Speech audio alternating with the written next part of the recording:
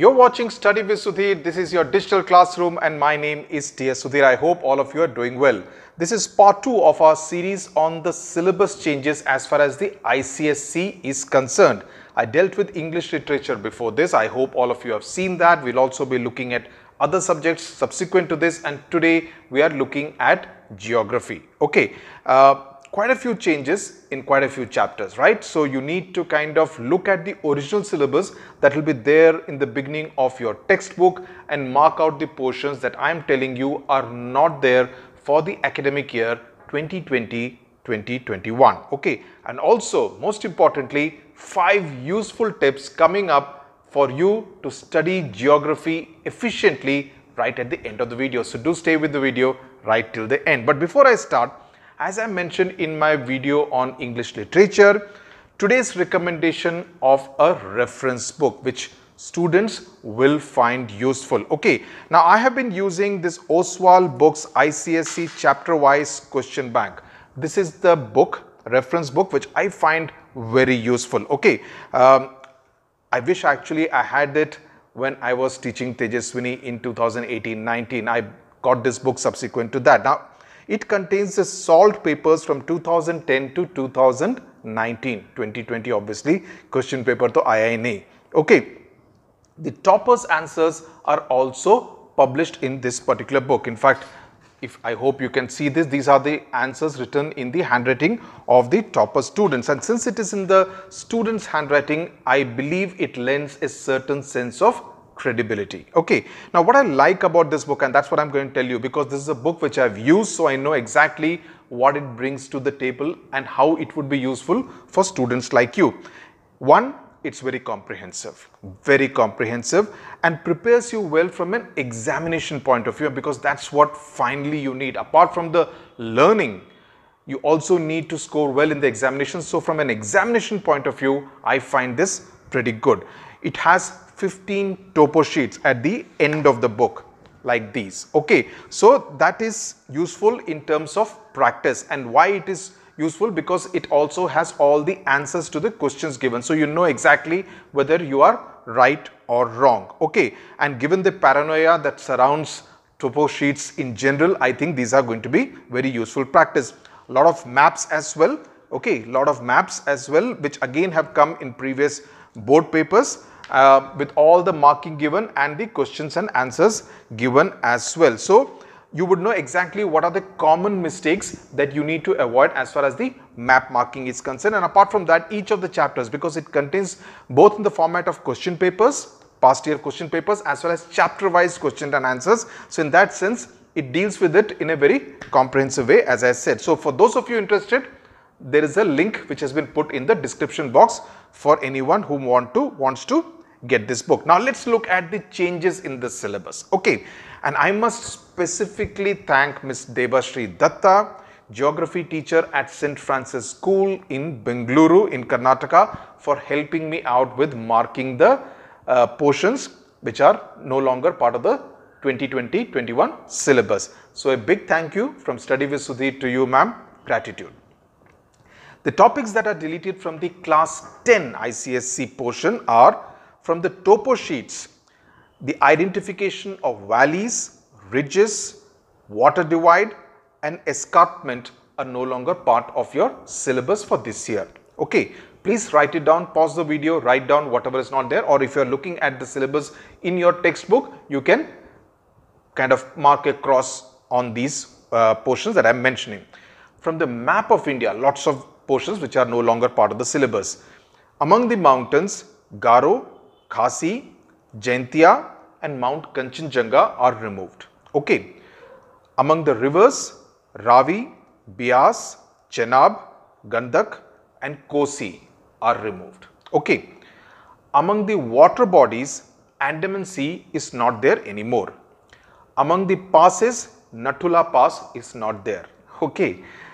Among the direction of winds, western disturbances has been omitted.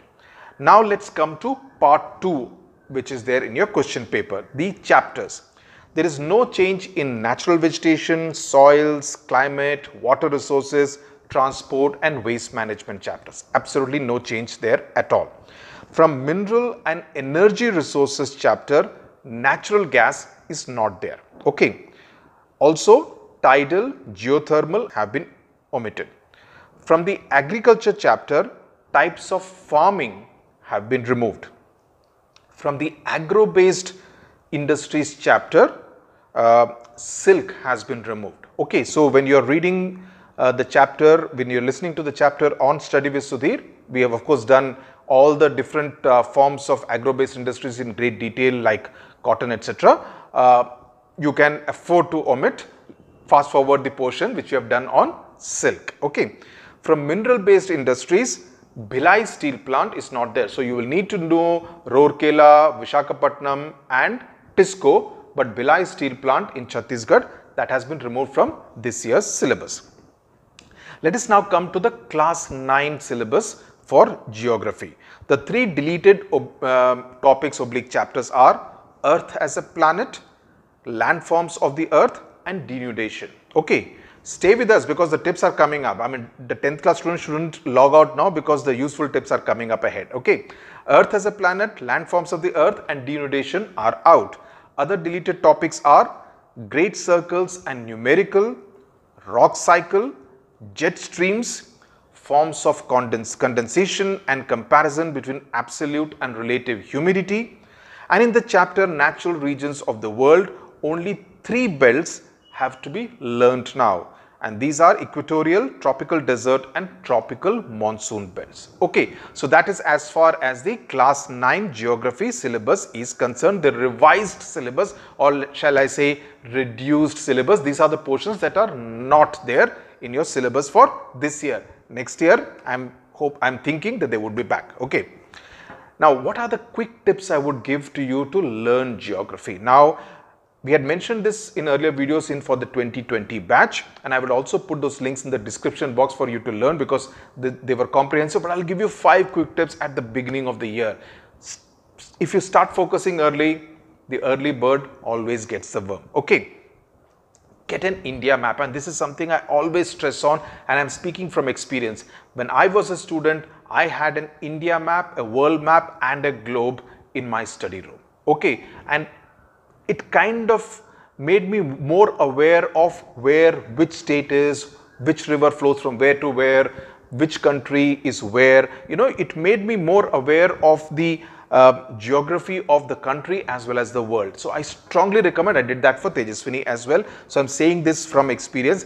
Get familiar with the contours of your country, the map of India, the rivers, the states, the cities, the towns, etc. Okay, irrespective of what is in syllabus and what is not, it helps you widen your horizons, and ensure that when you're doing the map marking, always cross check it once with this big India physical map that you would put on the wall in your study. Okay, map marking is something where you can actually score a 10 on 10. So please ensure that you do not lose out on even a single mark in map marking.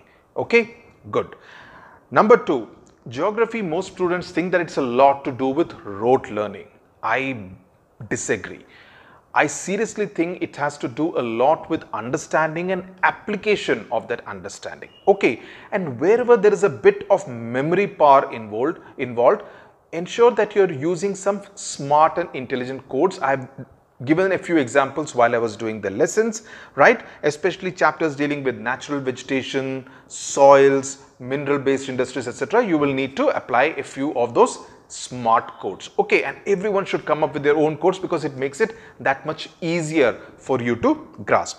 Now, as I said, geography is to do a lot with reasoning. Okay, like in the climate chapter. So observe the weather patterns around you. You know, have a basic understanding of why the weather is in a particular way in the month of May and how it is different from the month of December. Understand it, understand the science behind it. It will make it easier for you to understand a chapter like climate, for instance. Okay. 4th point, I would strongly recommend to you that you do not leave geography till the last minute, that 2 weeks before the examinations is when I will touch the geography textbook. No. I would suggest that the weekend may be a good time for you to focus on geography, and when you do that, take about allot some 3 to 4 hours in a chunk or maybe 2 chunks to geography, so that over the weekend, Saturday, Sunday, when you do not have your online classes at school, or generally if you do not have school, you can actually indulge in some concentrated studying, and geography will actually gain by doing that. A half an hour class in geography doesn't help. If you have a longer chunk, it always helps in more focused studying, because geography is a subject which takes time. It takes effort. You need to apply your mind and time and energy to it. So ensure that you have a longer period of study time, and always try to finish off one chapter in one sitting. Come back to it after say 4 days and see how much you have been able to retain. Do a second quick revision. Come back to it again after 4 days. You will see the progress that you are making. Okay. And since geography is a subject where you can score very high marks, so geography plus history, civics, the social studies chunk becomes a place where you can actually, a subject where you can actually score in the high 90s. And I would really want all the students at Study with Sudhir to really do that. Okay. Final tip, as I said, while you can score very high marks in geography, this is also a subject where you can indulge in a term which I normally don't like to use, percentage study. Okay, I usually discourage my students from kind of indulging in percentage study in English literature or in history, civics, or any other subject for that matter.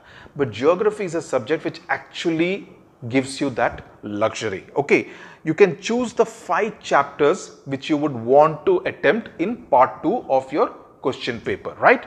But my policy is always to be better safe than sorry. So I would actually advise you to go in for 1 or preferably 2 buffer chapters. In Tejaswini's case, we went in for 2 buffer chapters, right? So you do 5 out of 9, but you keep 6 and 7 as buffer just in case some tricky question comes in the 5 that you have prepared, and then you may have to fall back on the 6th or the 7th one and not lose marks unnecessarily. Okay, so that will definitely guarantee you a high score in the 90s. Okay, so that is as far as the 5 useful smart tips for studying geography is concerned. Okay, so do mark the syllabus, both class 10 and 9 students. Make use of these useful tips, and all the best to you. God bless you, and stay focused and stay hungry. Thank you very much for watching.